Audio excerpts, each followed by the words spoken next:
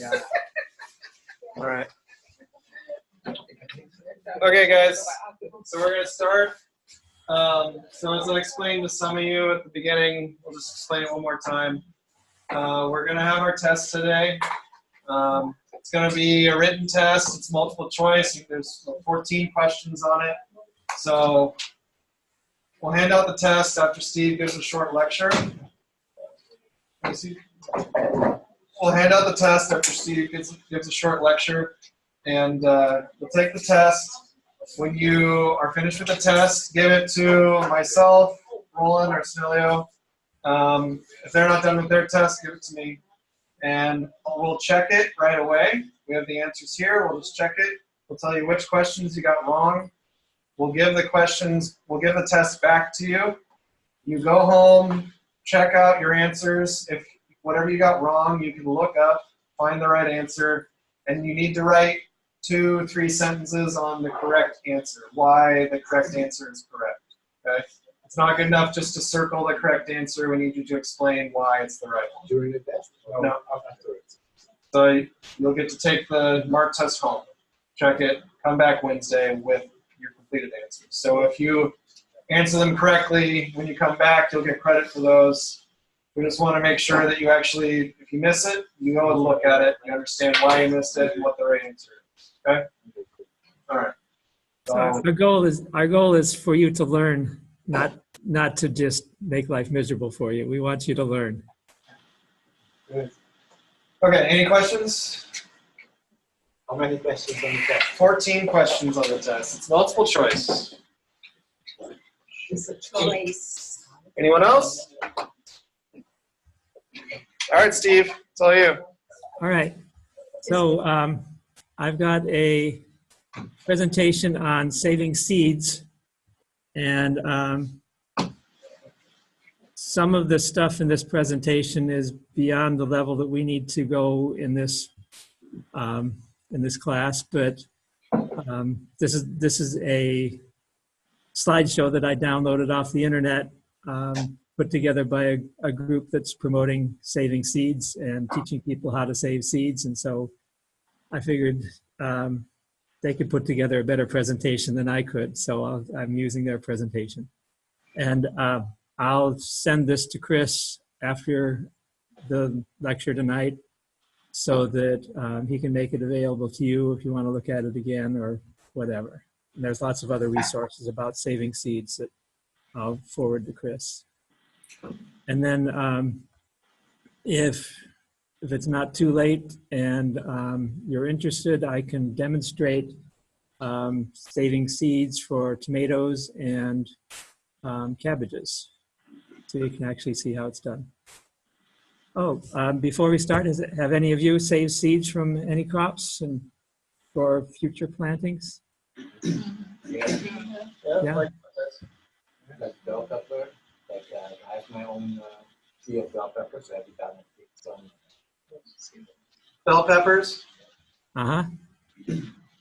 Good. Yeah, peppers are good for saving seeds. That's an easy crop. Okra? Yes, I have Okra, yeah. Some seeds also. Pumpkin. I have pak choy, I have tomato. Pumpkin, pak choy, tomato, Pumpkin, sorghum, beans, beans, corn. beans, Okay. okra. Okra. Yeah. Different bean varieties. We've got some seed savers in here, Steve. Okay, it sounds like they know as much as I do.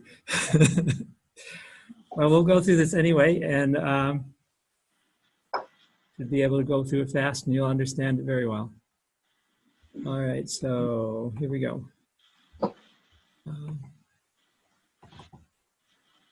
All right, so seed saving. To see things in the seed, that is genius. Okay. Let's see, how do we get this to work? There we go. You don't need to do introductions. So fundamental ideas, sustainable food systems rely on sustainable seed systems. Seeds are a natural resource that should be available to all, and seed saving is a skill that should be learned and shared. Continued practice of seed savings by individuals can contribute to community, regional, national, and international seed security. And one reason that this is a concern is that the seed industry has gone through a lot of consolidation in the last 50 years, that there are fewer and fewer companies that are growing and selling seeds, and thousands of varieties have been lost because they're not considered commercially viable. And so it's up to private individuals and organizations to keep those varieties alive and the value that they have. So 4 questions to ask before you begin saving seeds is: why are you saving seeds? What's the best seed to grow? What biological principles are fundamental to seed saving? And what skills and techniques do you need to save seeds? Steve, So is it possible to make the screen a little bigger, the text? Oh, maybe.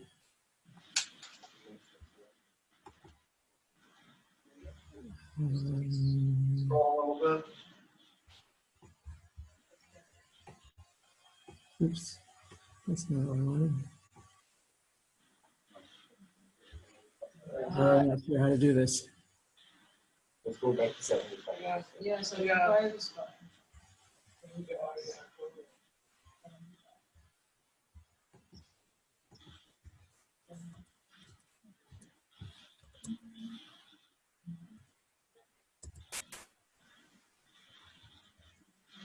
That good? Yes. Rolling. That's Yep, we're good. okay. No, that's Oh, Steve, no. No, 9,000. Please. You want to fix those. Okay. Try that.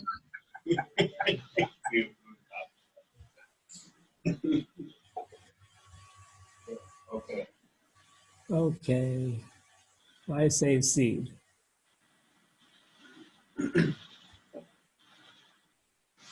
So there are several reasons to save seeds. You might just want to play around in your garden, maybe swap some seeds, do it because it's fun. You might want to try to adapt a variety to your climatic conditions so that you have a source of resilient seed. You may want to preserve the genetics of a variety, perhaps an heirloom, so that there continues to be a source of that variety. Or on a larger scale, you might want to grow seed to sell to a seed company. So we'll look at 4 different types of seeds. There's open pollinated seeds. Those are seeds that when you save seeds from them, if they've been pollinated by other plants of the same variety, you'll get, those seeds will grow into plants that are similar to the ones that we're saving seed from. In other words, the seed grows true to type. Heirloom seeds are open pollinated varieties that are more than 50 years old. Hybrid seeds are a controlled cross. You have two breeding lines. Each breeding line is uniform genetically, but they are distinct from each other. And you cross them so that the progeny of that cross each has half seeds from each of those parents, and they're genetically very uniform. So that's a hybrid. And if you save seeds from a hybrid, you don't get a plant that looks like the hybrid. You get a lot of variation because it comes in different amounts. You know, if the hybrid is exactly half of the seeds from one parent and half of the genes from one parent and half the genes from the other parent. And when you cross them, the genes get remixed again. So you might end up with 80% of the genes from one of the original parents and 20% from the other. And another seed might have 20% from the first one and 80% from the other one, and so on. So you get a lot of variability and not ones that look exactly like the hybrid. It is possible to save seeds from a hybrid. I've done it. And what I did is that with a cherry tomato that was a hybrid, it was a beautiful, delicious, sweet orange cherry tomato. And I saved seeds from it. And the first generation after I saved seeds was wild. There were pink ones, there were red ones, there were orange ones, there were salmon colored ones. Some of them tasted delicious and sweet, and some of them didn't taste very good at all.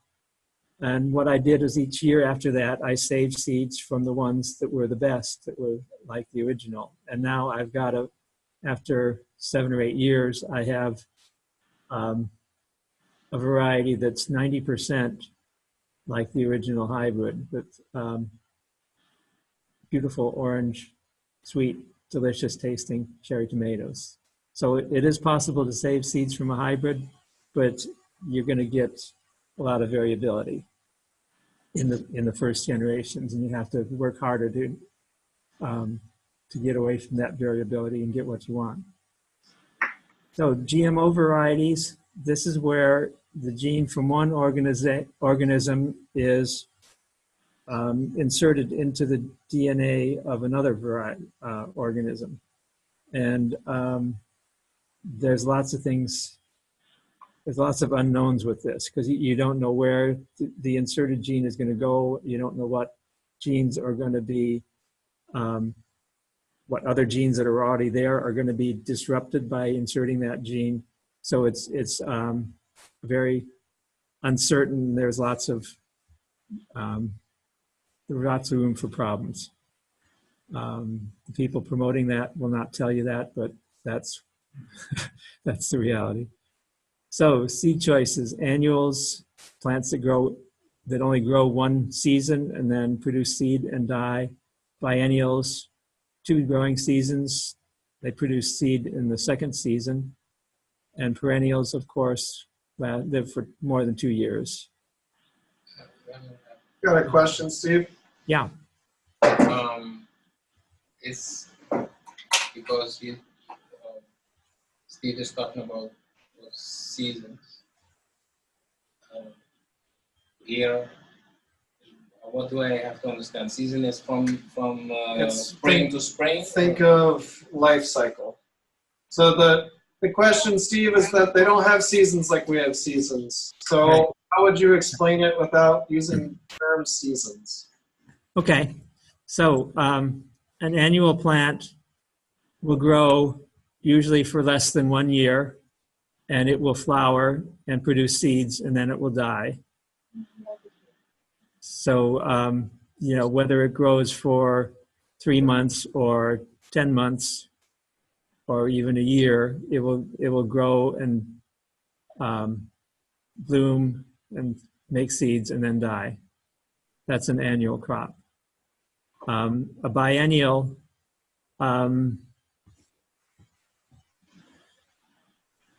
it's clear in temperate climates, because they often require a cold period before they'll bloom. And I'm not sure how that will work in Curacao. So it's a very good question that you're asking. We have okra, for example. It will keep on producing for a long time.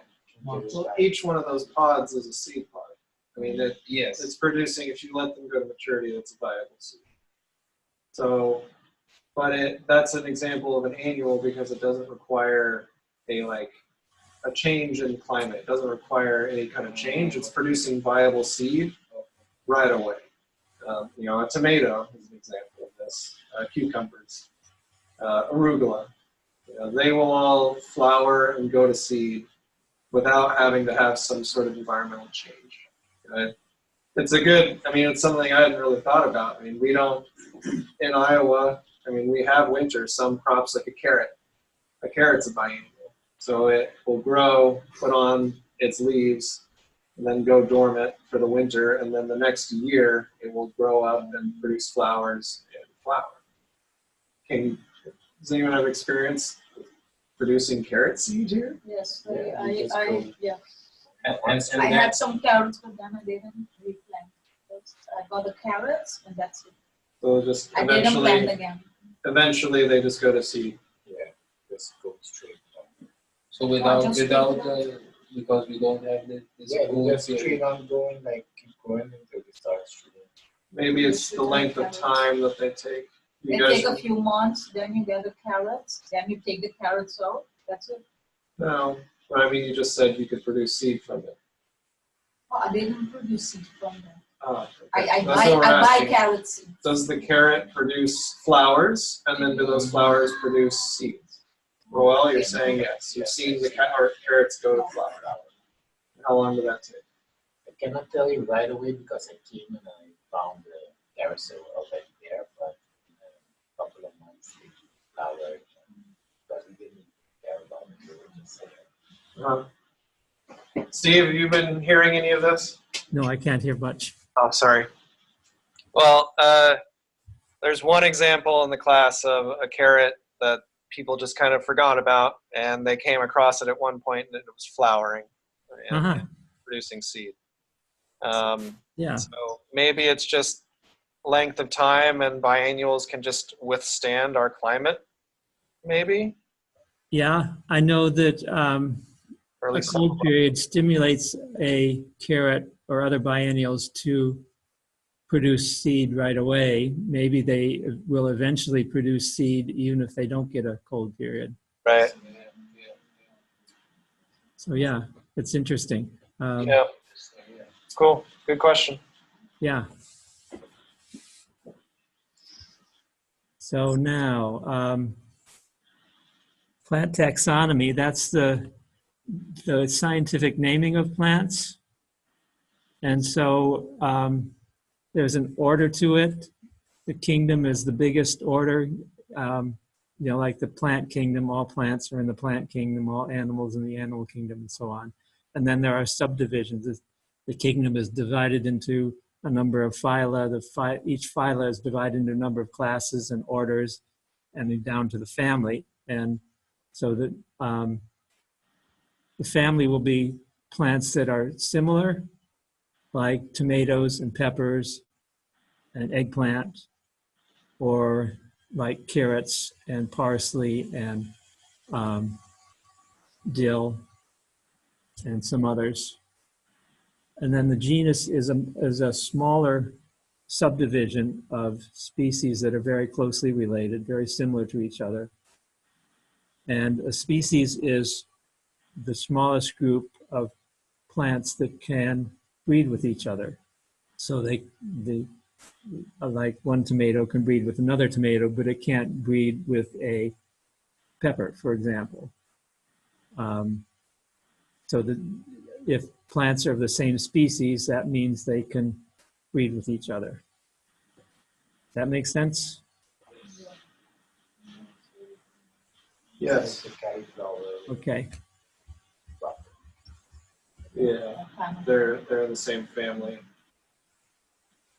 So when you look at a scientific name, like here we're looking at peppers, there's cayenne pepper and there's jalapeno peppers.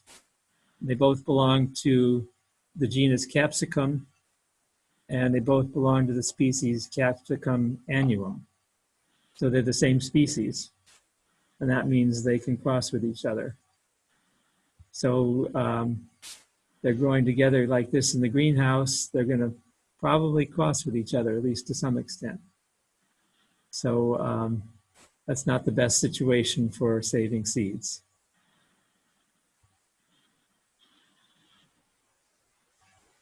And sometimes within a genus or even within a species, there's many varieties.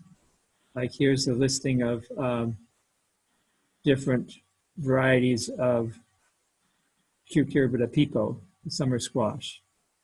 And also pumpkin is also and spaghetti squash are also in the same species as zucchini and yellow crookneck and the patty pan squash. So all of those varieties will cross-pollinate with each other. So if you have them growing in the field together and you save seeds, you'll likely get something that's not exactly like a black beauty zucchini. It might be some cross between the zucchini and the pumpkin, or the zucchini and the scallop patty pan.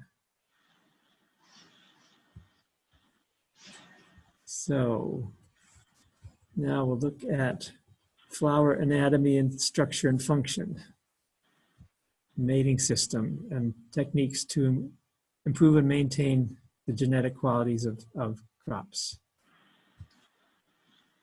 So flower anatomy, there's basic two important parts when it comes to saving seeds. There's the stamen and the pistil. So the stamen is the male part of the flower, the pistil is the female part of the flower. The stamen, the male part, produces pollen that comes out of the anther, which is usually at the tip of the stamen. And the female part, the pistil, accepts the pollen, and after it's been pollinated, it grows into a seed.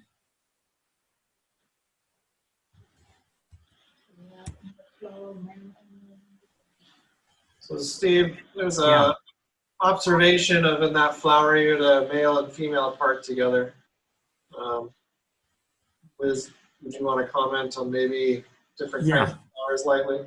Yeah, on this flower, the female and male flower are, the female and male parts are in the same flower. And that's called a perfect flower. Some flowers, some types of plants have male and female parts in different flowers. So like the squashes and watermelons, they have some flowers that are female flowers with no stamens, and other flowers that are male flowers that have the stamens but not a pistil. And so then the pollen has to get from the male flower into another flower that's the female flower in order to pollinate the ovary. That is what the bee does. Yeah. And the bee. Yeah, that's the function of a bee or the wind, or it could just be Butterflies. gravity. Yeah.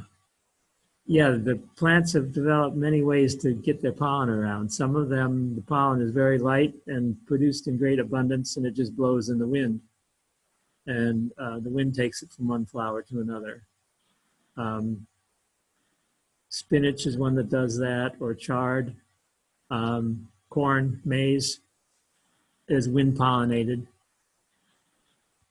And a lot of flowers like the squashes are insect pollinated. The insects carry the pollen from one to another. Is Question? Yeah.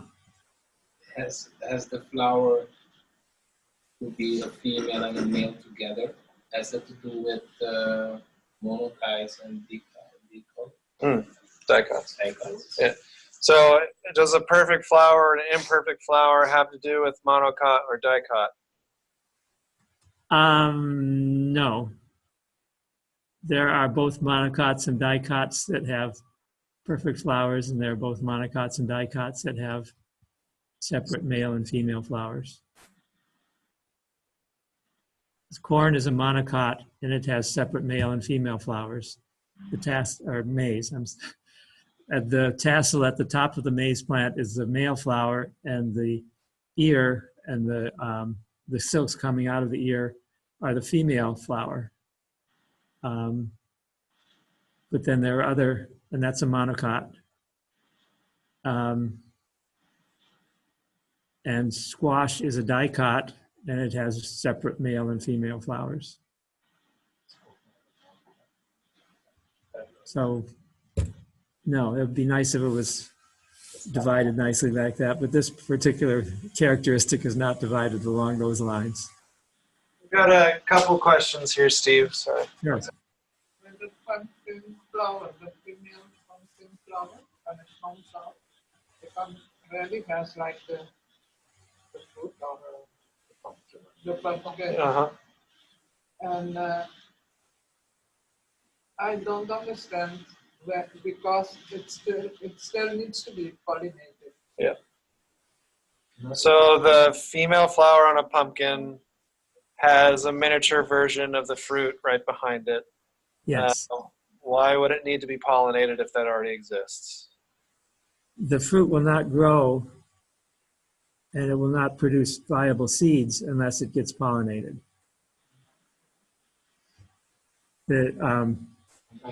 If it doesn't get pollinated,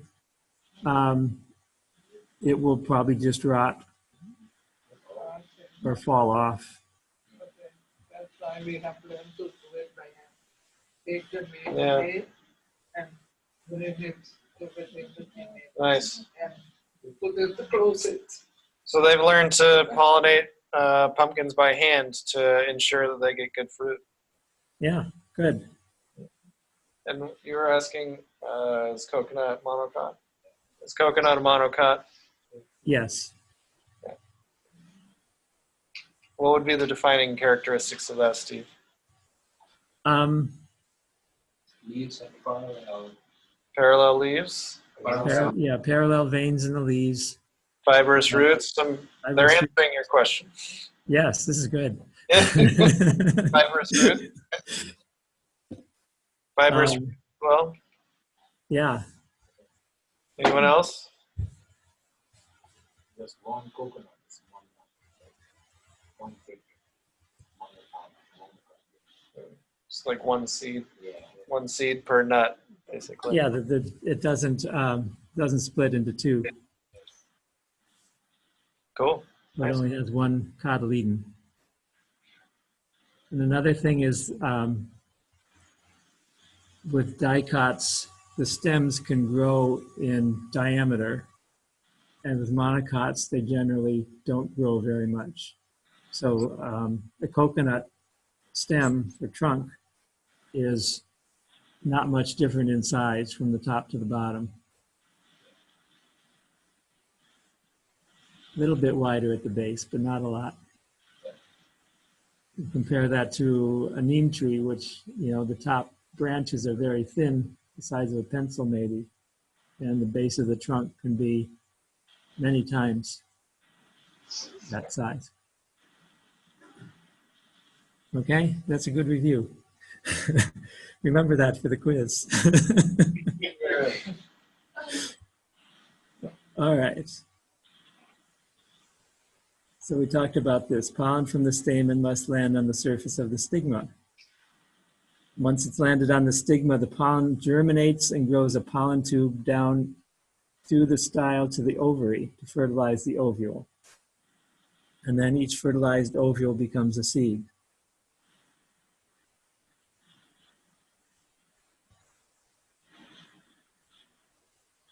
So we talked about this. Bisexual perfect flowers contain both male. Yeah. Like, I think we can be talking about pomegranates or famously Sorsaka, soursop, so on. They have like 100 seeds inside them. Yeah. The guayaba. 100 seeds. So then when it go and all of Each seed is pollinated. Yeah. So they're commenting on the idea that a pomegranate has hundreds of seeds in it. Yeah. Is each and every one of those pollinated? Yes. Uh, Yes. So enough they- pollen needed to land on that flower so that each seed, each ovary could get pollinated. This makes me think of corn, because when the corn tasseling, there's silks coming out of the ear. Every single one of those silks leads to one kernel on the ear. Every single one of them. So If the kernel doesn't get pollen, if pollen doesn't get to that kernel, it won't grow. You won't have a kernel there.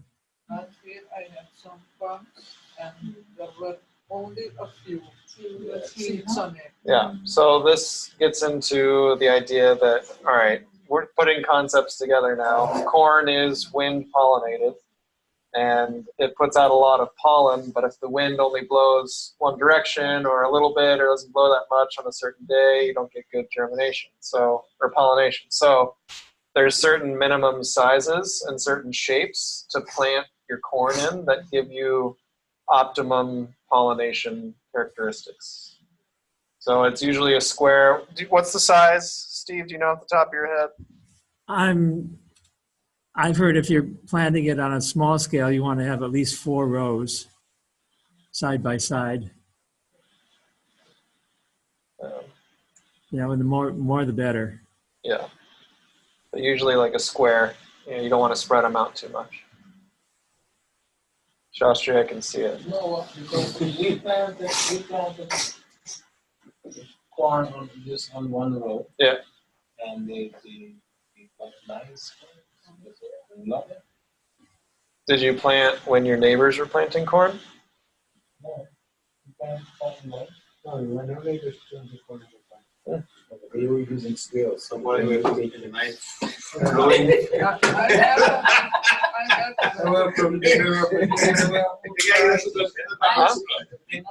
varieties, rainbow varieties, Nice corn. Mexican varieties. Well, I mean, maybe the winds were favorable. Maybe that variety is really good at pollinating. I mean, it's an environmental thing. I mean, as well. Maybe if they're in a line and the wind blew just straight down that line. An example of a line of corn on top of a swale getting very good pollination. Okay. So these aren't hard and fast rules. These are generally, this is what's best.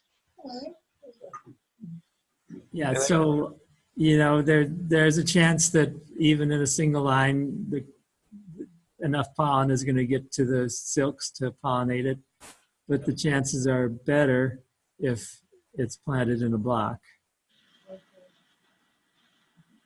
So, Yes. It's nature has a way of figuring things out. It's a matter of the pollen getting to where it needs to go, and if the pollen falls straight down onto the silks, then that's fine. A straight grow would be fine. All right, I think we're good. Okay. So I talked about this. Perfect flowers contain both male and female. Imperfect flowers, they're either male or female, but not both. And there are 2 ways that this can happen. It can be have male and female flowers on the same plant, like the squash or the pumpkins, or it can have male and females on separate plants. Spinach is that way, or chard. Or you have one male plant and another plant will be female.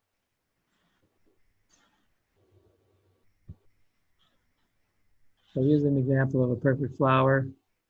The female part, the pistil, is in the middle, and the stamens are around it. And you can see the stamens are covered with pollen.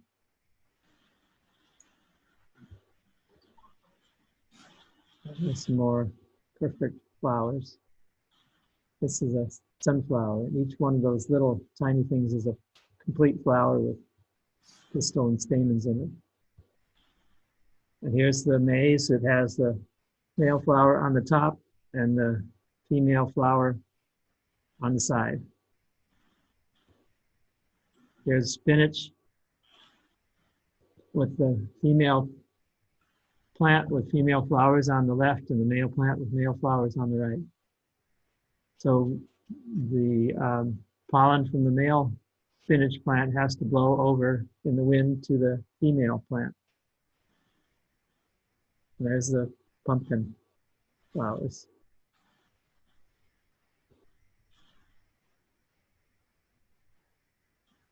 Now,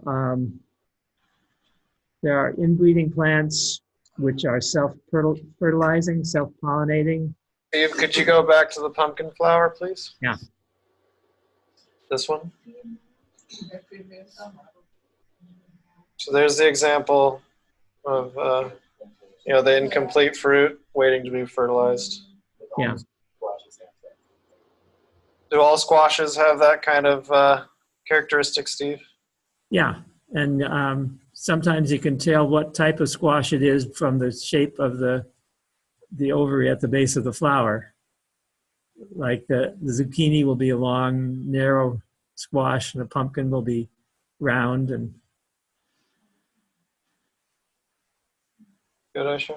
yeah, See the next cucumbers are the same ways. Cucumbers have a miniature cucumber at the base of the female flowers.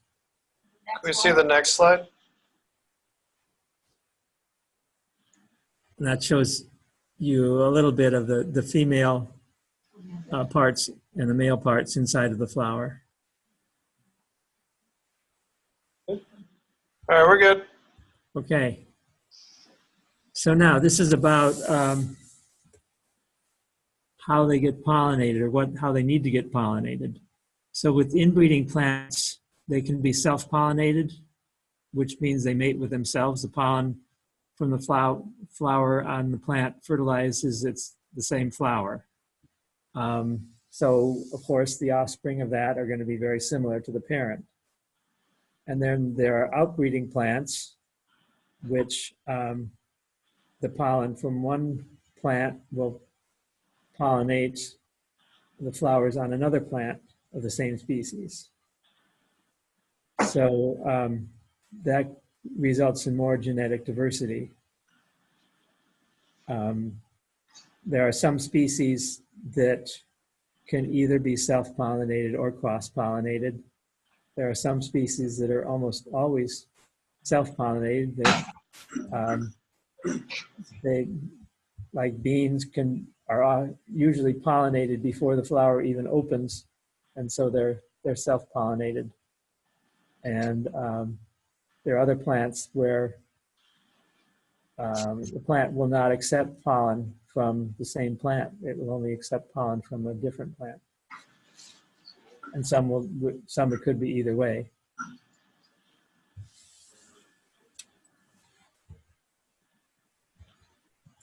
It's not very indeed. Okay, yeah. So there's a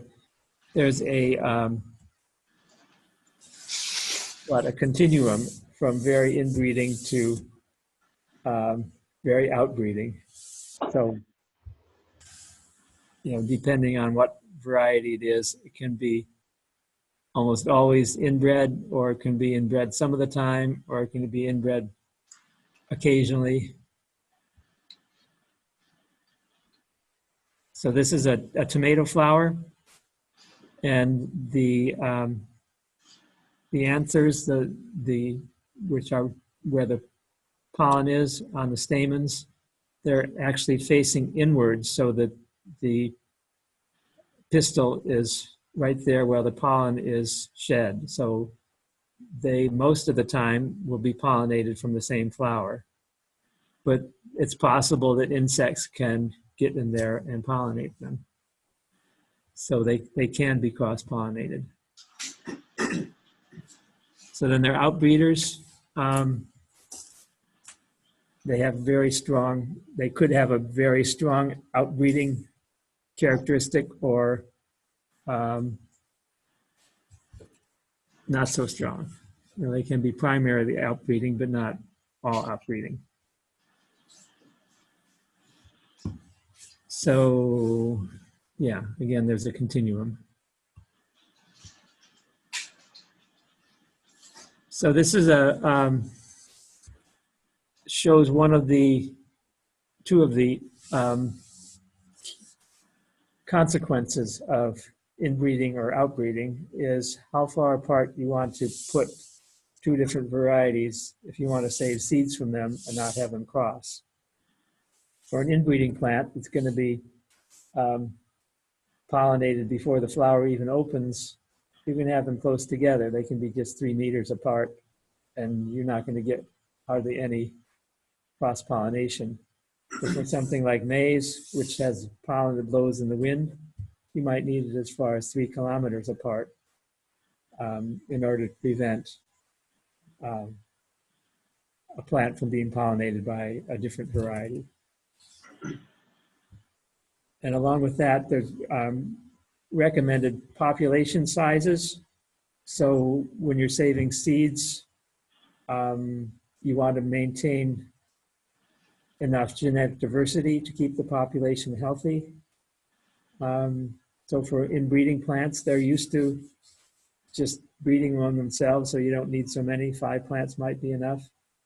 And for a outbreeding plant, something like maize, you might need 200 plants to keep a healthy, diverse population.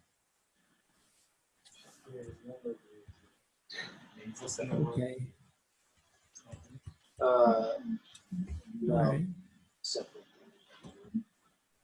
But just the presentation. So again, this is about having an adequate gene pool in your crop. In other words, a large enough population size so that you have enough genetic diversity to have a variety of traits, keep the population healthy and vigorous and adaptable to different conditions. There's also a thing called inbreeding depression, where if the population size gets too small and so that the plants are basically breeding with their close relatives, they can lose vigor and not be very productive or healthy. So if you want to maintain a variety, you need to isolate them either with distance, with physical barriers, or with time. So let's see what we got. Here's a physical barrier, carrot plants. They put a tent around the carrot plants to prevent insects from coming in and bringing pollen in from any other carrot plants in order to maintain the purity of this variety. You can also put a bag over the flower, and that will keep insects or wind from moving the pollen around. Thick vegetation or buildings can help slow down movement of pollen. So here's an example of some isolation distances. With very inbreeding plants, 1.5 to 3 meters might be plenty. With others that like tomatoes, peppers, lima beans, might need 195 meters. With ones that have some insect pollination, larger distances. With wind pollinated, you might need 3 miles of separation. So this slide is about roguing, maintaining. Hold on a second, Steve. Yeah, that's good. If you can go to the back side. Can you go back one? Yeah, here we go. Yeah. So,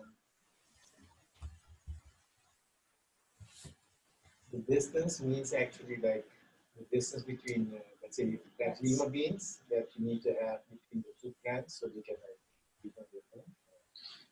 So the distance here is the recommended spacing so that if you want to have these plants not breed with each other, you plant them this far apart. So this is like the, Each plant, like the lima bean. yeah, one plant or like group to group. So if you have a group of corn over here, best practice, if you want there to be the lowest possibility of any cross-pollination of corn, you place the other population of corn 3 kilometers away. You can place it closer if you do other things. So if there's wind breaks, or if you plant them at different times so that they're not flowering at the same time, so it's not possible that they germinate each other or pollinate each other. And these are also, if I'm not mistaken, Steve, these are like, not averages, but these are like ideal exclusion distances. You could be closer and risk percentages more of the population being pollinated. So Yeah, and it depends on how important it is for you to avoid cross-pollination. Yeah. These are distances for a commercial seed-producing operation that wants to make sure that their seeds are exactly what they say they are. For a home gardener, Right, 1 second. much smaller distances might be adequate.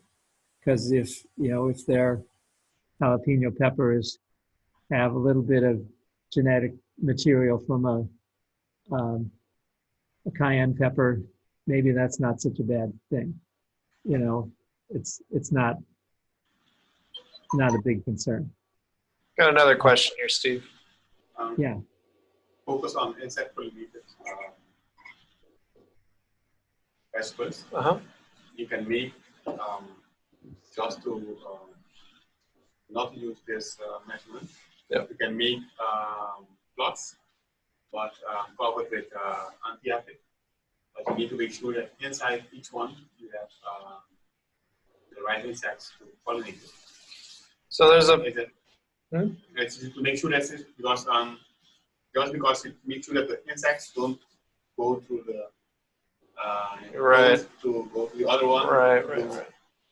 So the idea or question, I suppose, so on insect pollinated plants, if you're using like netting to exclude pollinators, then you would need to include pollinators in those netted areas too. Is that right? That's right. So yeah, sometimes what they do is if they can put a net over a planting and have some pollinators inside of the net. Another thing you can do if you have two varieties that are insect pollinated and you grow them next to each other, you can put a net over one of the varieties on one day and then the net on the other variety the next day, so that every other day one of them is able to be pollinated and the other one is covered. That's good. Another question though? Like the Yeah. plant, let's say you have a sweet made family, right? You can plant them next to each other. Yeah, without pollination. Yeah, Those who follow it. yeah. No, I know. You're just, Everyone on its side. yeah, so you could plant a pepper and a tomato next to each other and they wouldn't cross-pollinate, right? That's right. There you They're not the same species. A sweet pepper and hot pepper can crossbreed, actually. Yeah, Yes. we've found that on our farm a few times, actually. There's actually two species of hot peppers. Hold on. Yeah, so a sweet pepper could be spicy or a spicy pepper could be less spicy. Sorry. Go on, Steve. Yeah, there are two species of hot peppers, the habaneros and things like the Carolina Reaper are one species, which is different from the sweet pepper, but jalapenos and anchos are the same species as the sweet peppers. So only some hot peppers could crossbreed with a sweet pepper. So you could have your sweet peppers and habaneros planted next to each other and they would not cross-pollinate. But a sweet pepper and a jalapeno would cross-pollinate. More questions? The hot pepper, Madame Jeanette, in Suriname, I was told that it's not the same taste of Madame Jeanette no more because they planted with a lot of other hot peppers. Yeah. And then it changed It's a different breed, really, at that point. Yes.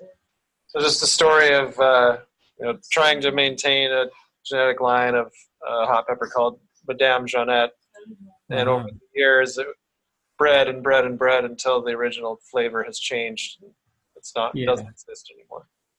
Yeah, that's the reason why you want to have isolation so it doesn't cross-pollinate with something else, so you can maintain that desirable characteristic. Another one here. But in Venezuela, they have the hot pepper, focus on the small one. We have one sweet hot pepper. Sweet hot pepper. Yes, like sweet pepper, does the same dimension, same thing, but you can eat it, and it's just for sweet foods. What's the name of it? I Does it look like a habanero? The same as we have the small one we have here on the island. Yeah. Yes, the same. The only thing is bit lighter in color. So the comment of there's two peppers that look almost identical, but one is hot and one is sweet. The sweet one, I think it's the local variety, like you said. The hot is the local variety. The hot's the local variety. The same thing. And in Venezuela, you have the sweet pepper that's, they look the same, but are hot and not. And Uh-huh. it's not the same everything. So if you take the seeds of both, you put them together, you Yeah. no. Only if it takes you in. Identical in every way other than taste, basically. I mean, would that just be I mean, maybe it can breed with sweet peppers and they just kept breeding it with sweet peppers over and over again? I mean, would that be Yeah. one Yeah. explanation? Yeah, You really yeah, do it that's likely the explanation. pepper with hot pepper and they keep doing sweet hot pepper. Yeah. That's just a variety. I mean, eventually it would, yeah, if you bred it with sweet enough, it would, and kept selecting for that, that would be down to your, seed saving choices. When you are choosing what fruits to save seed from, like you taste it, and if it's hot, you don't. If it's sweet, you do. That's the fun of being a seed saver. You get to guide the lineage of a plant. I mean, the peppers Steve talked about earlier are incredible. Right? Syria variety. They're named after. Cherry tomato. Yeah, it's a cherry Yeah. tomato variety. It's one of the best tomatoes I've ever had, ever. And he just selected it from a hybrid for 7-8 years. So how many generations? Every year when I save seeds from it, I taste the tomatoes, then decide which plants I'm going to save seeds from based on how good they taste. So a question of, is there a particular number of generations of seeds until you can maybe stabilize a variety, Steve? I'm not there yet. I'll let you know when I find out.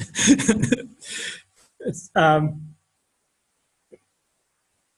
probably 7 or 8 generations is usually adequate, but I'm at 7 or 8 generations, and I'm still getting some red ones among my orange ones. It's better than 90% red. I mean, 90% orange at this point, but there's still a few red plants in there. So a question of, let's throw GMO into the middle of this. If you want to breed GM genes out of a crop, I mean, is there a way to do that? You should be able to do that, but you'd have to have some way of testing your plants to make sure, to know whether or not it's GMO. Like, this is tricky. Like if you have a GMO plant that's resistant to Roundup, you could take a leaf of it and apply Roundup and see if it kills that leaf. And if it does, then you've got rid of the GMO gene. So the GMO gene is also transmittable to the seed. In some, yeah, if they don't. That's what we. So the GMO gene is transmittable through the seed? Yes. Yeah, it'll go from generation to generation through the seed. It's in the pollen. There's also some genes where they program in, so to speak, that the next generation will be sterile. Isn't that right, Steve? Yeah. I don't know that they're doing that anymore. They got so much criticism from that I'm not sure that they're doing that anymore. Yeah. Now they're just preventing people from saving seeds with lawsuits. Yeah. Or blanketing the landscape with pollen anyway. Yeah. Other questions, Steve? I have some cherry trees which run on Himaruku. Sweet cherry tomatoes? No. This is a fruit tree. It's a fruit tree. Okay. And the taste of the fruits vary. I have a very sour one. And a friend told me you can change the taste by giving the plant baking soda. Oh, baking soda in a bucket of water. A bucket of like 2 gallons of water and a spoon of baking soda, water the plant and fruit, the taste of the fruit will And change. sweeten the plant. Yeah, that's not taste good. I mean, I yeah, haven't that would be tried more it, of a chemical reaction. But so the comment that she has a Suriname cherry, It's not Suriname. Caribbean cherry. It's a cherry tree, Mhm. but from here. And Let me check. Clemmy cherry. It's a cherry tree. Uh, And she gets some sweet, some sour. It's unpredictable, kind of the tastiness of the cherries. So she was told by a friend, and she hasn't tried this yet, but told by a friend that if she watered the tree with like 2 gallons of water and a tablespoon of baking soda, it would affect the sweetness of the fruits. Can you think of how that would impact the tree?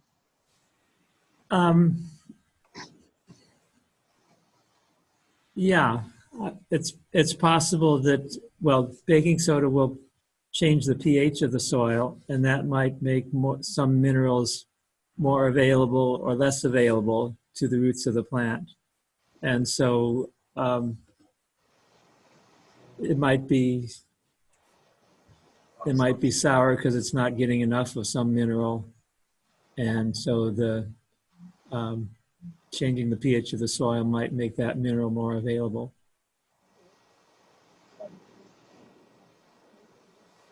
Yeah. Sounds like it's possible. Try it out. Let us know. Yeah. But it would be for that moment, not it's just for that moment because it's not permanent. Yeah, so it would be probably a temporary impact on the tree. Yeah, if you wanted to have better, well, it could be a genetic thing. It could just be your soil needs different pH or different nutrients or better biology. I mean, you could impact it in a number of different ways. I mean, I know when I worked for a Native American tribe, they had it in their minds that after 7 generations, you could name a variety, like saving seeds. Like after 7 generations of that seed, you had impacted it enough that it was your variety at that point. So that's a piece of, I don't know, more colloquial knowledge or ideas around the topic. I mean, that's kind of what you're running into, Steve. 90% stability isn't too bad, actually. Yeah, it's definitely worth growing it. Yeah. Oh, yeah. It's our best seller for cherry tomatoes, for sure. All right, Steve, what else you got? Okay. Here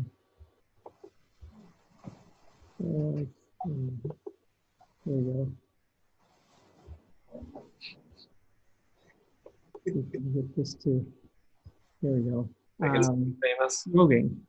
So roguing is the process of removing plants that are not what you want. So if you have a plot of plants that you want to save seeds from, and some of the plants are not what you want, you pull those out, preferably before they start flowering, so you don't pollinate the other plants.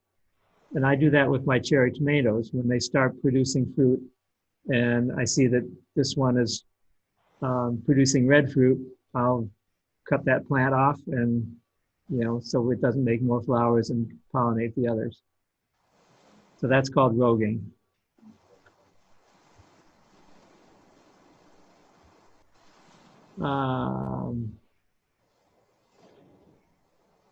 So this is just basically taking care of your plants that you're going to save seeds from, so it has enough fertility, spacing it so that if they get bigger when they produce seeds, they have enough space. You might need to trellis them because sometimes the flower stalks get big and then they get heavy and they can fall over.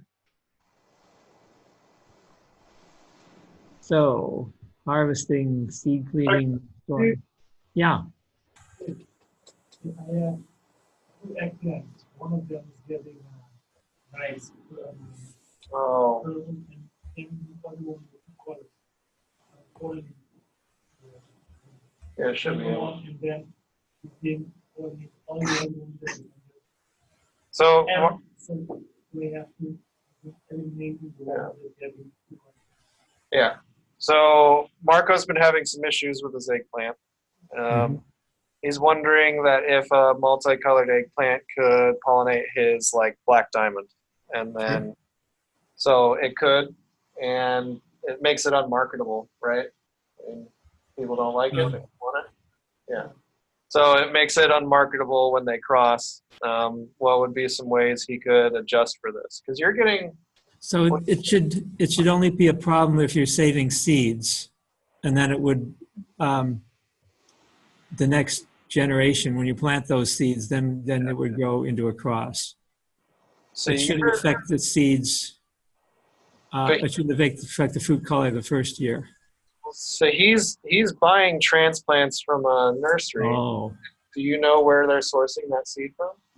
Yeah, we don't know where the seed's sourcing from. So maybe they're saving seed from cross-pollinated plants, and then they're expressing themselves. So that's kind of what we talked about.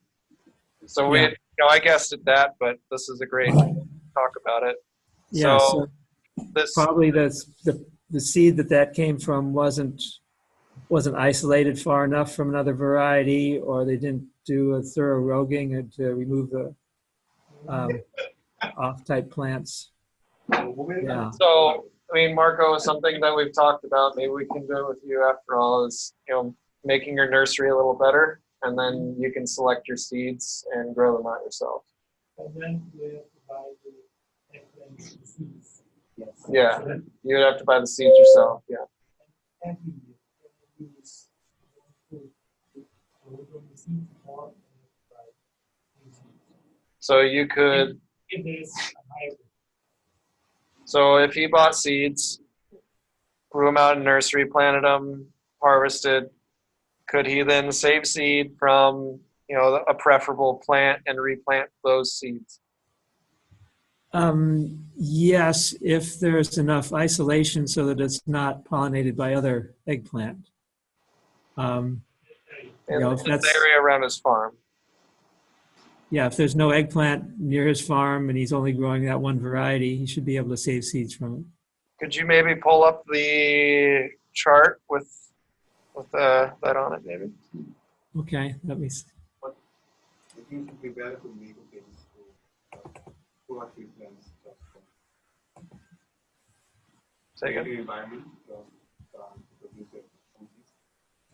Well, yeah, I mean, if you wanted to save seeds specifically for next season, he could, you could make a tent around just one block of your plants and save seed from that. Yeah, so Or if your neighbors just don't grow eggplant in, which one is it, Steve? so eggplant is insect pollinated 1.6 kilometers, so that's a long way. So probably not. So,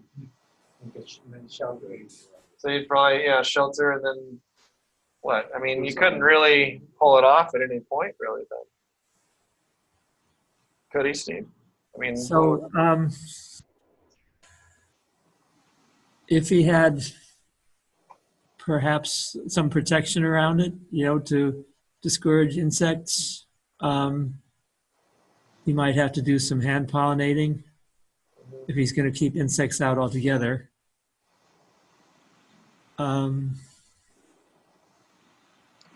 but one eggplant produces how many seeds? A lot. So if you had to hand pollinate 4 or 5 plants, you take a flower from one plant and like rub it around on the other flower. That's not actually that bad, realistically speaking, for your next season's worth of seed, and for sure that that's the genetics you're getting. Then you don't have to buy seeds. Yeah, It's worth thinking about. yeah. You could just put I have a book. put a net over the plants that you want to save seeds from, and then when you want to pollinate them, lift up the net and pollinate it with the flower from another plant and put the net back on. Yeah, good. The one concern I have with that is saving from enough plants. There was, to have a diversity. So there was this one, with an outbreeding plant. You want to have more than just a couple. There's a resource that I will be sending to Chris that's it has a chart in it for isolation distances for each crop and how many plants to save seeds from for each crop. So I'll send that to Chris. It's actually available on the internet. I downloaded it from the internet, but I'll send it to Chris so it's easy for you to find it. And Put it in the student shared folder for this section. yeah, Another question. Another question, Steve? yeah. Is there a difference between hybrid or hybrid disease? A hybrid and a variety.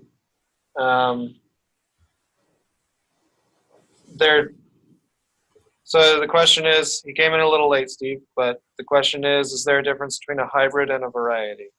Okay. A hybrid there can be several varieties of a hybrid. A variety is just a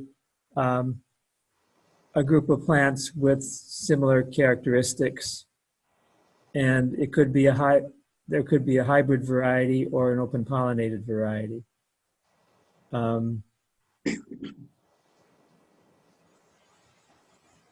So yeah. For example, I have a papaya. Mhm. I have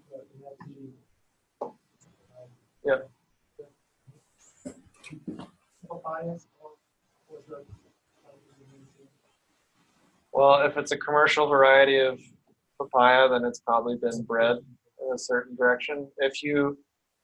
He's asking about what is a specific variety of papaya. I mean, if you want to know, you would go to a breeder or a seed store. Like, you have to find a resource about Red Lady and read up on it. Because if it's a known variety, then breeders have worked on it somehow. They're aware of it in some way. So it could be an open pollinated. I doubt it would. I mean, it could be a hybrid. Yeah. It's a hybrid. Do you buy seed for it every year? You don't. You can't save your own seed. I can what I have seeds from hybrid. Yeah. So if Red Lady is a hybrid, then the genetic expression from that is going to be different, because a hybrid is two known parents being bred together to produce one known offspring. And that's just done over and over again. If you have a hybrid that you buy every year, then some breeder somewhere is putting those two parents together the year before and making that seed so you can buy it. So if you save seed from that hybrid, you're going to get, maybe some of them will be like the Red Lady, but many of them probably won't be. So saving seeds from a hybrid won't get you the same seed. No.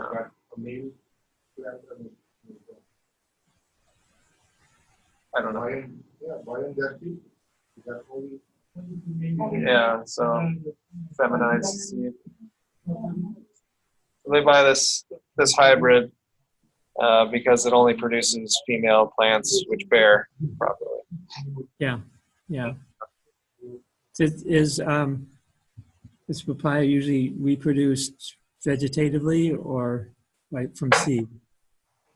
Is it reproduced from seed, or do you reproduce it from cuttings? Do you know? What was the question? Do you reproduce the papaya variety Red Lady from seeds or from like cuttings? Do you like from seeds? Seeds? You buy seeds. So then they breed papaya varieties together to create your hybrid, because it has specific characteristics. For example, it always produces female seed. And the other one. The V1. F1. Hermaphrodite. Hermaphrodite. That's good. Hermaphrodite. Female. Okay. Oh, hermaphrodite. Then there's another variety that produces hermaphrodites or females. So, Mhm. so what you're asking, we covered a little earlier. So I'll post this if you want to rewatch it, and we'll put the PowerPoint on there too. So let's say One more. By upgrading the plants, let's say you make the soil optimize the soil. And grow, let's say, two varieties of one variety of papaya. Will that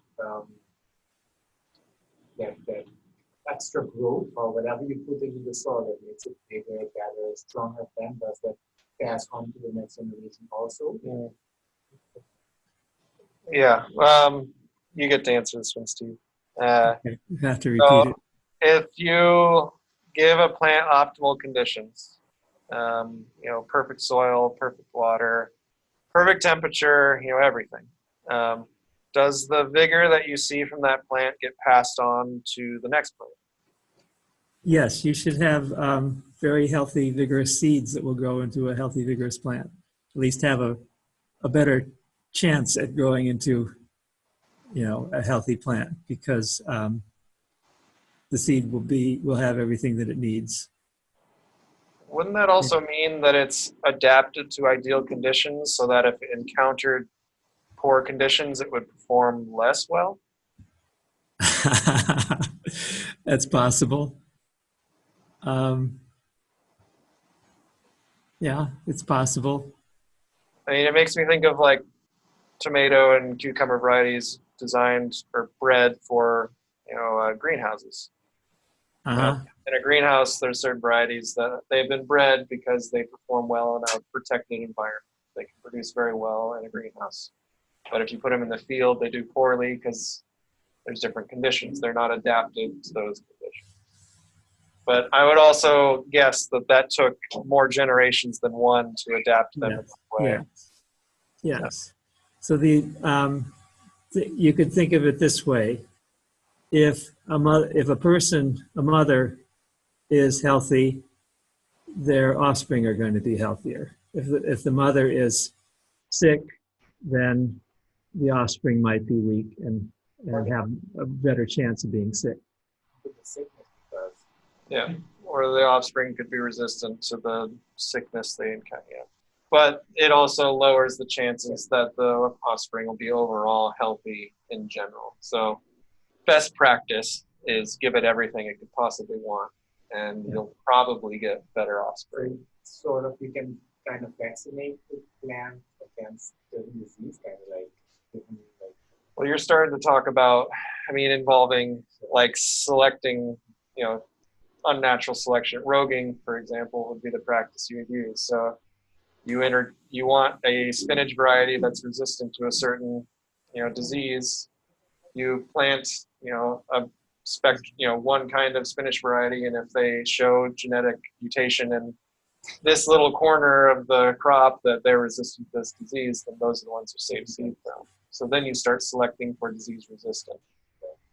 Yeah, some examples of that from farmers. I heard a farmer who grew some arugula from seed, seed that was grown in California, and he's in Minnesota where it's cool and moist, and this arugula that was seed that was grown in California, most of the plants got a disease because it was so humid in Minnesota. And a few of them survived, and he saved seeds from those few and planted them, and they were all the plants that grew from those seeds were healthy because he was selecting for plants that were resistant to that disease problem. Another example, there's a family who does plant breeding, and they wanted to breed a disease-resistant tomato. And so they planted a variety of tomatoes in this one area, and they planted their tomatoes in that same area year after year. And they overwatered it, they sprinkled it with water, overhead irrigation, and everything to create as many diseases as they could, increase the disease pressure. And most of the plants were really sick. And then off of one plant, there was this one branch that came off that was really healthy, and it produced really nice fruit. And so they saved seeds from that fruit and got a disease-resistant tomato out of that.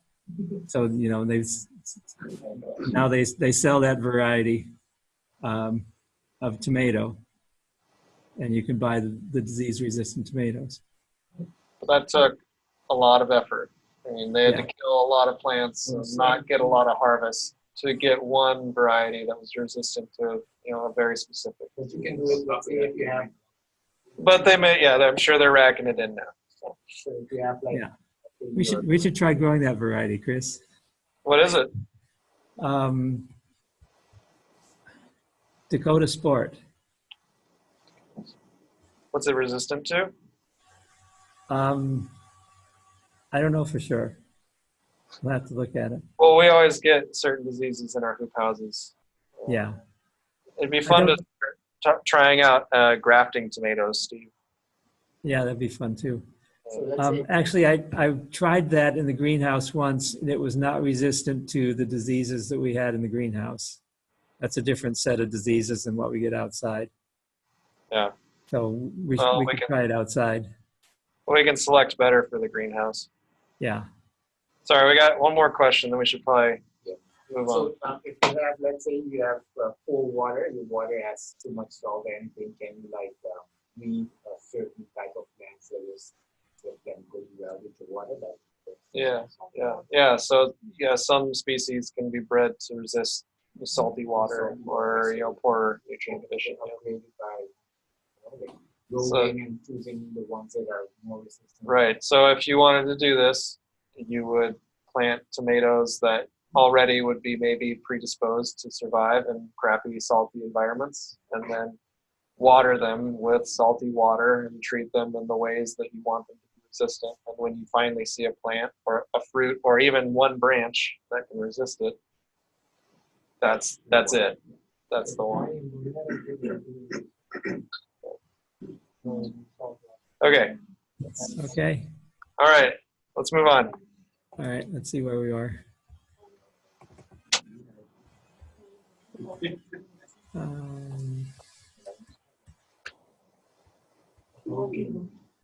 Techniques for seed saving. So harvesting. Different ways to harvest. You can pick them by hand if it's a small quantity. You can shake the seeds into bags or buckets, pull up the plant and hang them up to dry, or cut it and hang it. If you have a lot of them, you can lay the plants out in windrows in your field, lay them on a tarp and put down a tarp and shake the plants onto it. That's for dry seed. For wet seed, like tomatoes, you let the crop mature on the vine as long as possible before harvesting. And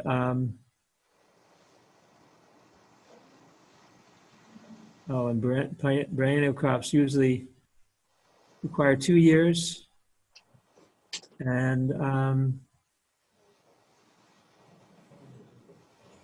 produces flowers the second year.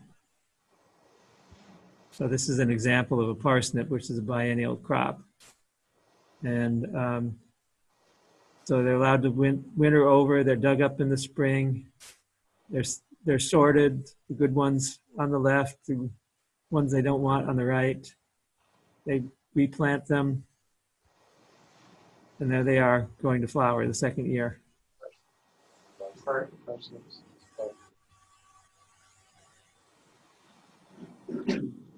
So timing of it.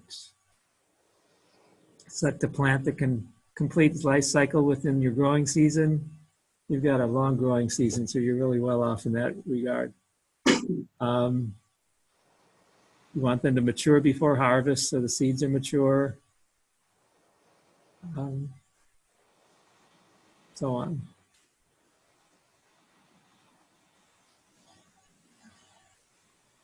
So with winter squash, you can harvest them and then let store the fruit for a couple months, and you get even better seed than right after you harvest them. So here they are harvesting radish seeds. They cut them and allow them to dry, and then they collect the seeds. Here they are drying. A lot of mulch with a lot of seed. Yeah. Yeah. Here's some beet seed drying in a greenhouse. Yeah. With wet seed crops, you harvest them when at optimum ripeness. Get the seeds out. With some of these crops, you ferment it for a while. In your climate, probably 1 day is enough for fermenting tomatoes. Then separate the seeds from the slurry and dry them. Threshing and winnowing. You got a question, Steve? Yeah. Good. So, fermenting the seeds, would that be similar to eating the seeds and it passes through you and poop it out, much maybe like what a bird would do, for instance? Yeah. Yeah.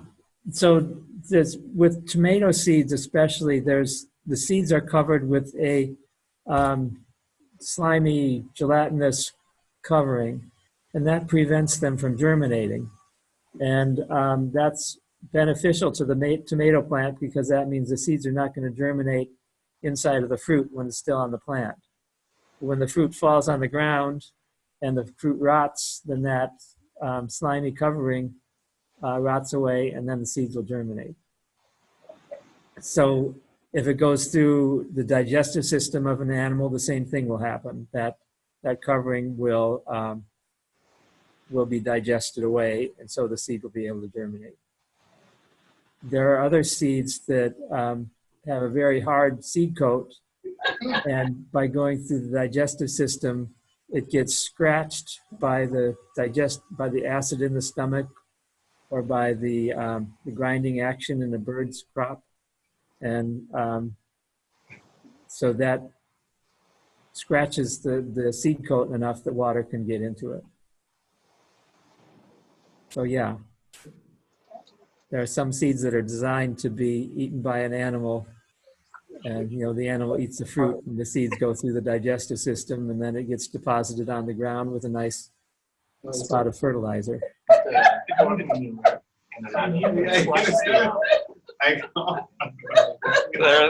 loving the idea of eating food and pooping it, and planting it. Yeah. But Roel's remembering that they had pigs and they would feed them squash, and with poop, squash plants would grow. Yeah. Yeah. That's it. Yeah. I mean, how do you think the neem trees got everywhere on this island? Margaret? Yeah, that was it. Yeah. Yeah. So we have the same at home. It's actually, like mulberry trees. Actually, it's like to find like a tree that's sprouted out of poop would be one of the best resistant plants because they've been through so much. Not necessarily. That just means the plant is adapted to interact with an animal eating it. So it doesn't necessarily mean that it's the best. It's just that means that that's how it's evolved. It's a strong Its seed would need scarification, physical or chemical or environmental stress to become thin enough to be able to grow. So it could be a weakness. Some plants don't grow because they just don't have the right conditions. I think we need a break here, Steve. They're getting a little. Sounds like a good idea. Break, guys.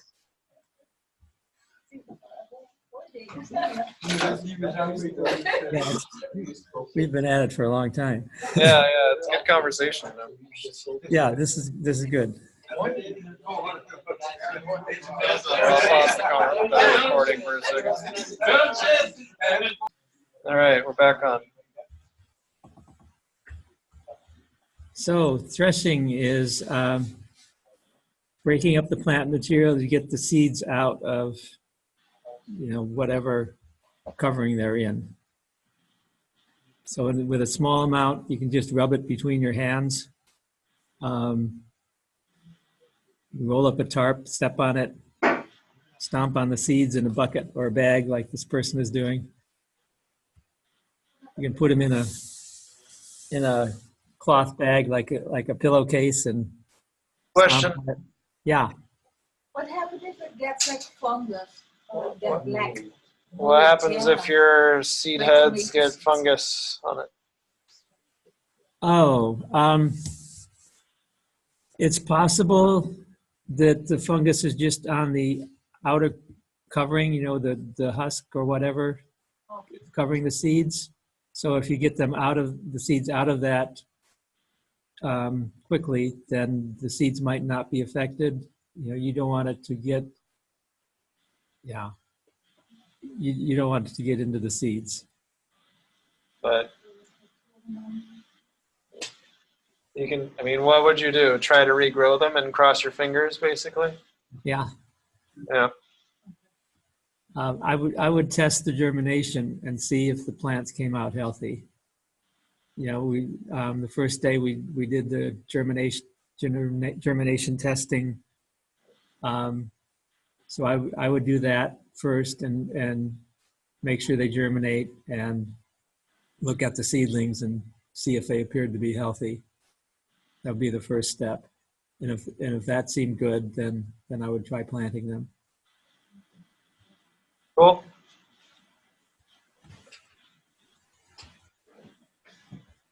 So, yeah. Stomping the seeds in the bucket. This is fun. You turn on the music and dance on them. So here's some machines to thresh the seeds, to separate them from the chaff. If you're doing on a large scale. And then winnowing. Winnowing is using air currents to separate the seeds from the other material. This person is just blowing into the bowl where the seeds and the chaff is, and you can see the chaff blowing out of the bowl. And the seeds are heavier, so they stay in the bowl. And this guy is using a fan to winnow the seeds. So the seeds are heavier and they fall down into the first bin there, and the chaff is lighter, so it blows farther out.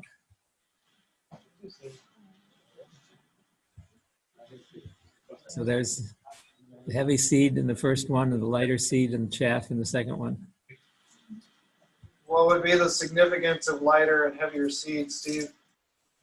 The heavier seed is more likely to be healthy and vigorous. The lighter seed might not be viable.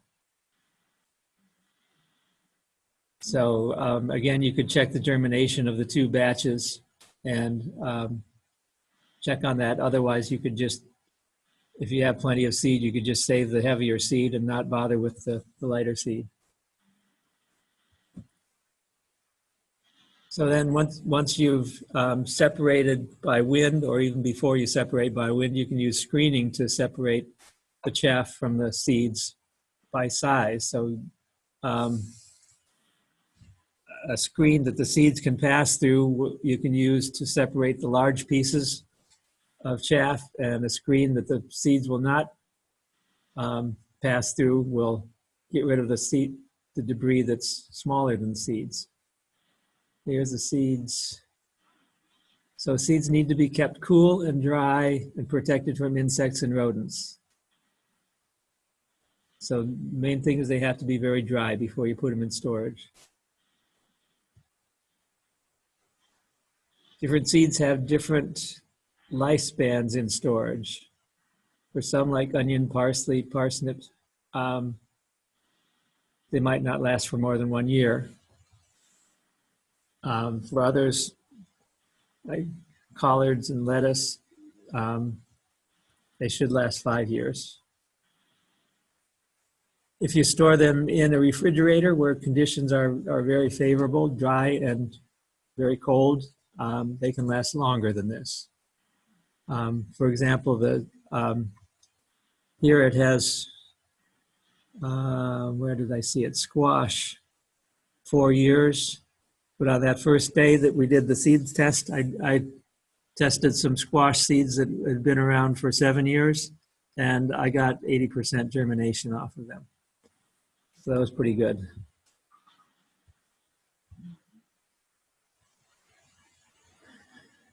Yeah. So a typical lifespan of a bean 3 years, but with optimum coldness and dryness, it can last up to 10 years, 20 years if it's frozen. But if you're going to freeze your seeds to keep them for a long time, make sure they're very dry. Because if there's moisture in it, that can damage the seed when the moisture freezes. That's not, there's some surprise with that, Steve. I mean, is that something you can do with any seed? Yeah, just about. You just have to make sure it's completely dry. All right, I think we're done.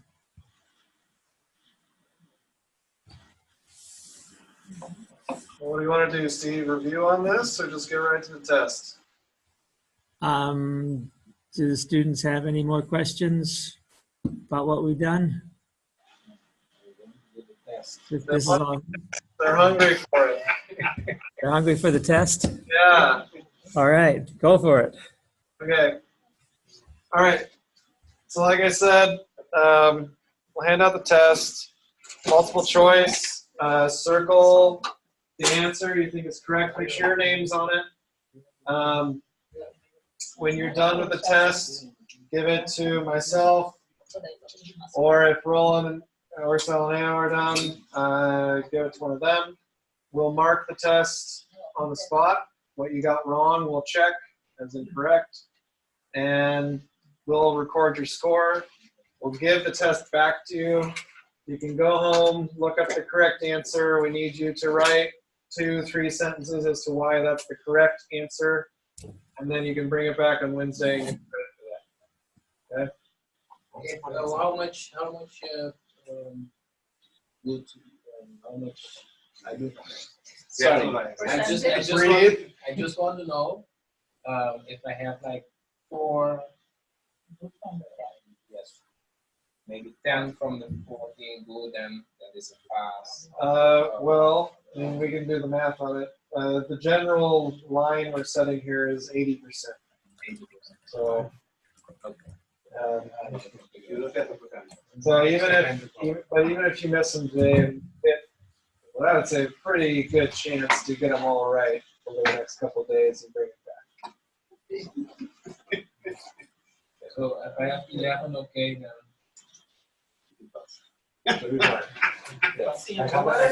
Okay. Any other questions? Steve is going to stay online in case there's any questions. I'm gonna ask you another question.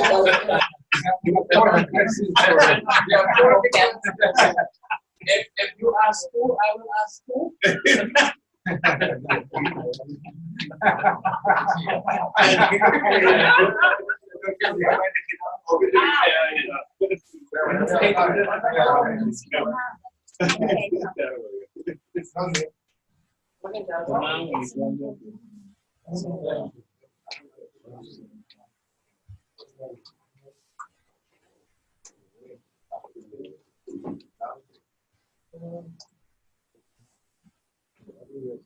All right, no more talking.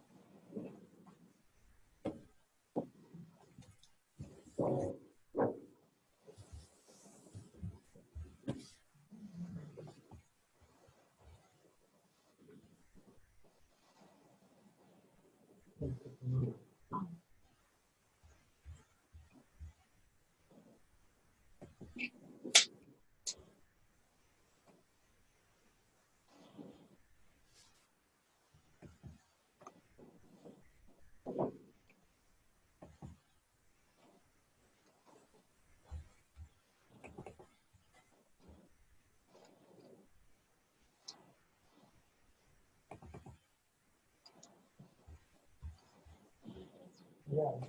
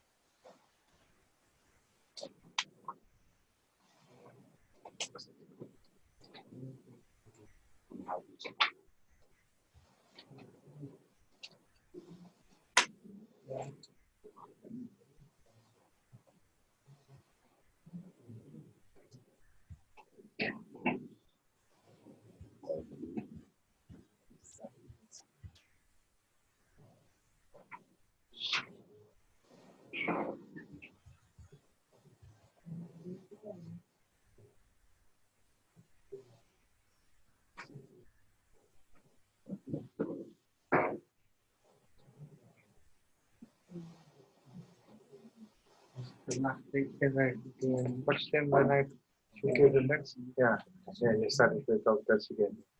Can I showcase the next then? Yeah, as long as we record this story. I have to count it. Oh yeah, I know the debate. No. She's watching the it's not allowed. Okay.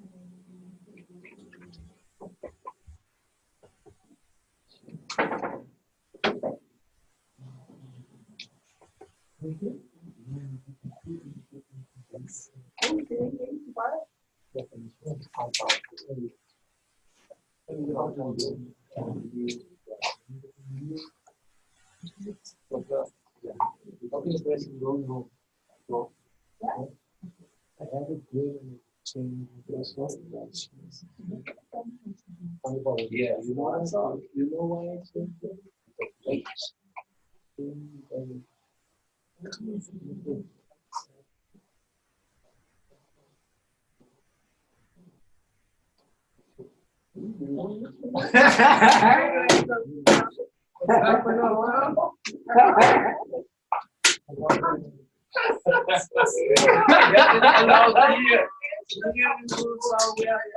But how is this a test? Oh my God. Not all, the ones I did. All right, well, you Googled it and you didn't put your name on it. Well, I don't know. It's just- Steve, I don't know. I mean, she was Googling things on her phone. My, because of the language. It's the same. She can go home and Google it now. It's the same. It's the same, Chris. Not exactly, though. It's the same. It's not, because then she doesn't have to focus on, I missed this one and I have to think about it. I mean, that's not bad.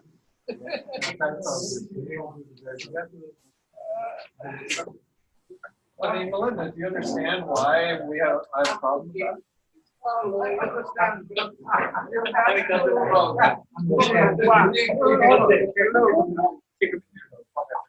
English is not my first language, and I don't remember the words. Yeah, So what I want to do is the definition of.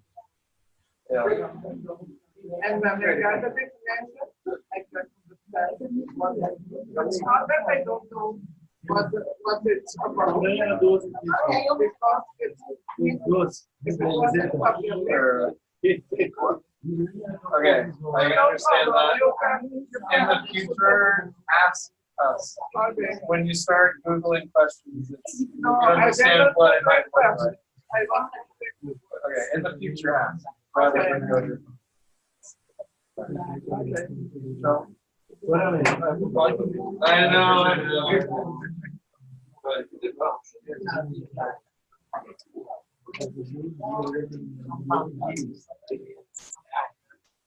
Did you look it up?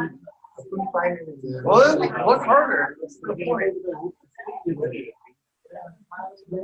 Okay. All right, let's get you a grade.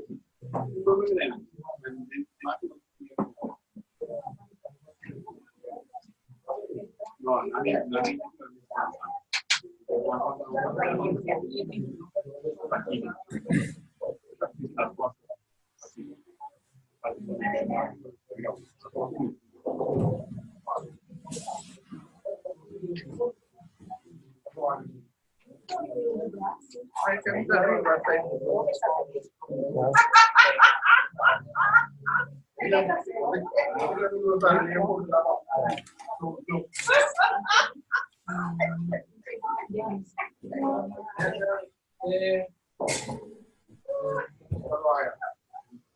Well, I believe you. I think that's the issue that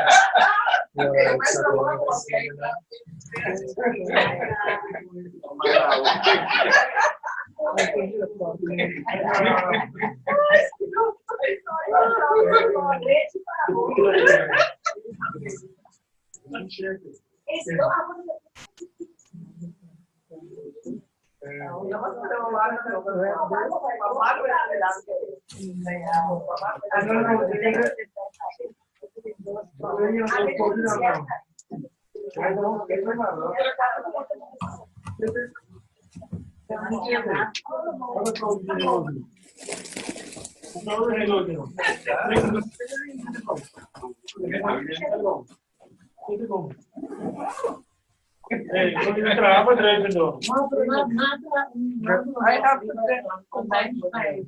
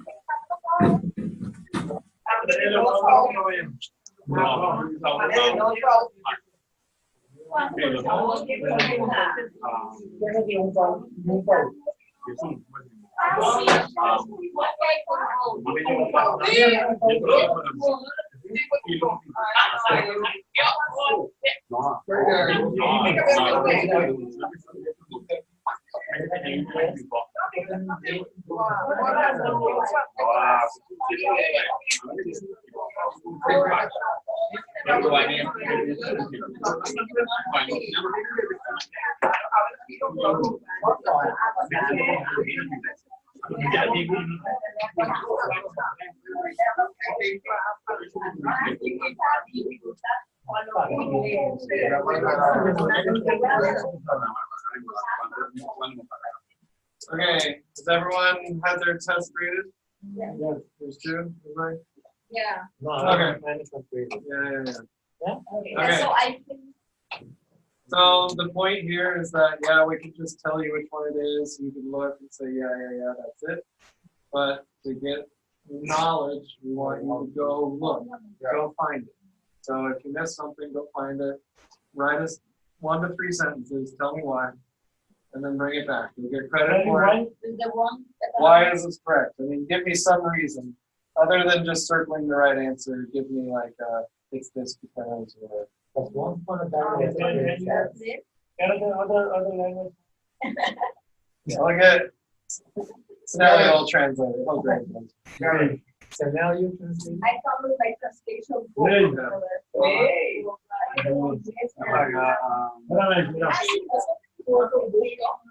Yeah, only the ones that you missed. If you want to go back and get so I think the cutoff is, yeah, if you want to stop at 11, correct, that's not. The point is to get to learn.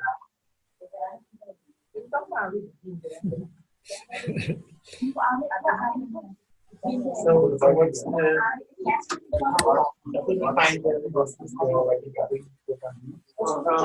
where is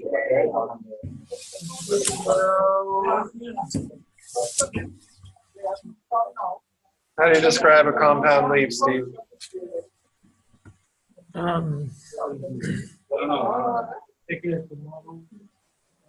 Has more than 2 leaflets or 1 leaf. Where the leaf is attached to the stem and there's a stalk, and then there's more than 1 leaflet on that stalk. So it's like there's more than 1 small leaf attached together as part of a larger leaf. And that's not a typical characteristic of a dicot and a leaf are compounded. That's right. You got it.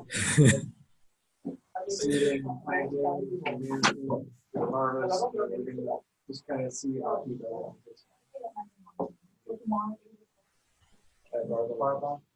I'll send a message here in a moment. So if you can't make it,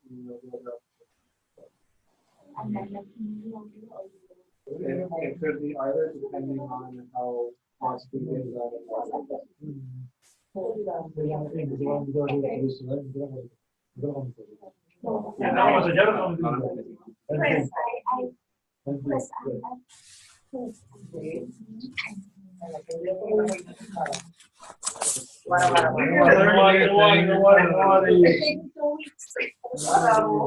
Look it up, you'll find the answer.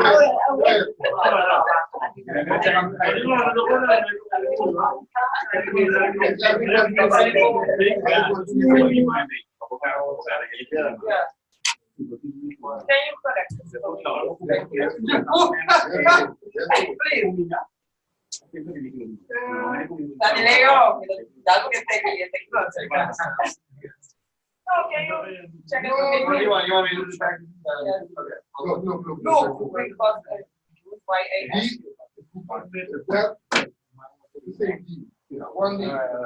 Thank you.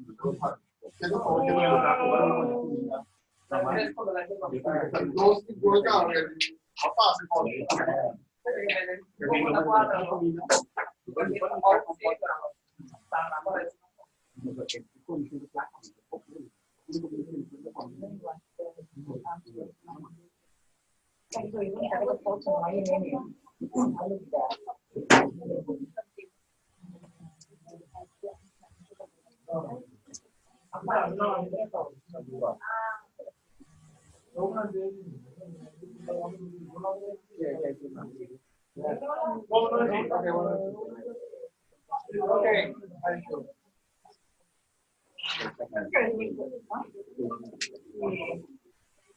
I had one, that was completed.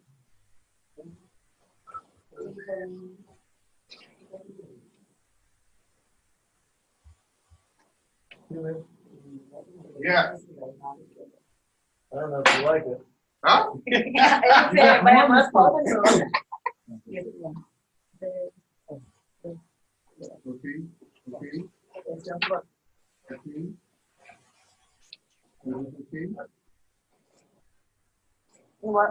Mas o menino.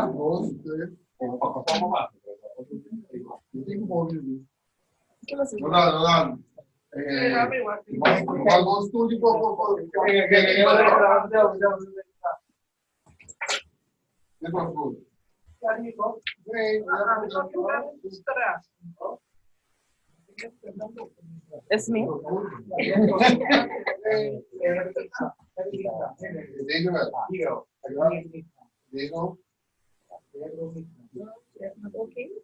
Okay.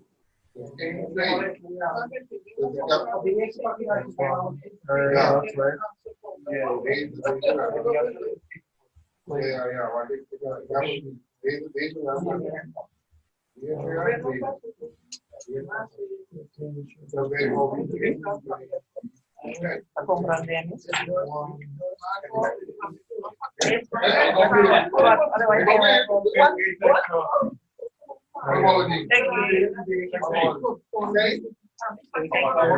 Alright. There you go.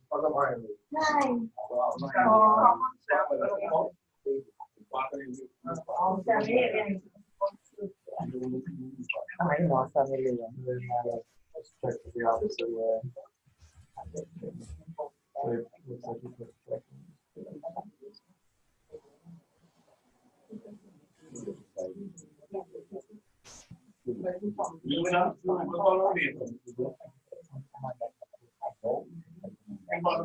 Check it. But I didn't. So you put. No, but I see, you just used it.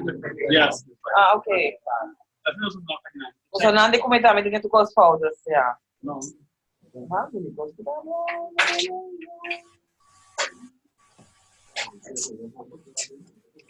Vicky, bro, I want to. This is pretty cool, no? No, mi mente está ahí, lo malo.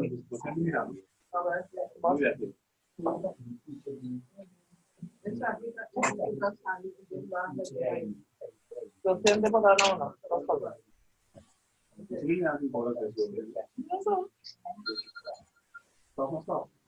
Ah, ok.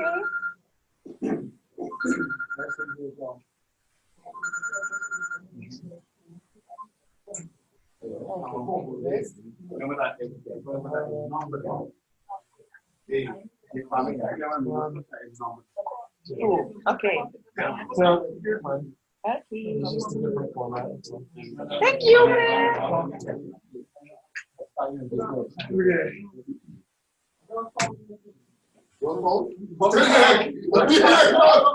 Any other disputes?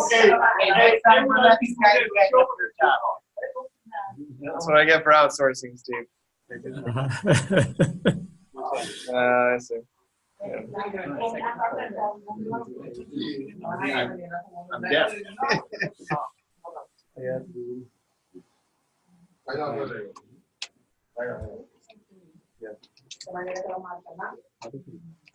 That's the right answer. Bring it on Wednesday. I'm not going to do it now. No, because otherwise I will.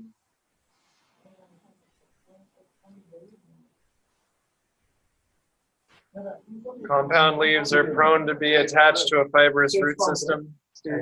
Great. Not that, no.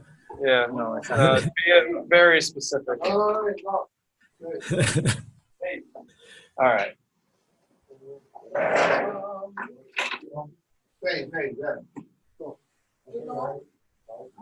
to learn this. If I don't, it's not Well, and that's what we're trying to do. That's why we're getting touched back. So you Do you have to apply for? Steve, I think we're good. I'm gonna stop. Okay. Stop Right. recording.